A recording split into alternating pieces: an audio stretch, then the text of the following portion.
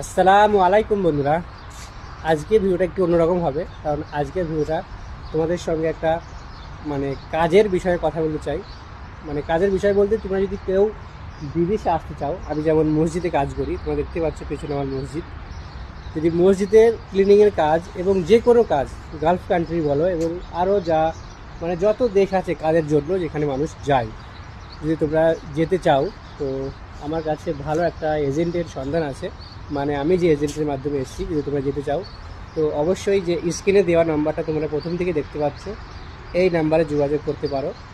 খুব বিশ্বাসযোগ্য একজন এজেন্ট। আমি এসেছি, কথার কোনো খেলাপ হয়নি, আমার কোনো দায়িত্ব নেই। তোমরা জাস্ট এই নাম্বার থেকে যোগাযোগ করে আসতে পারো, ঠিক আছে? যে কোনো কাজে এখনও আমাদের এই কোম্পানিতেই মসজিদের কাজ অ্যাভেলেবেল আছে।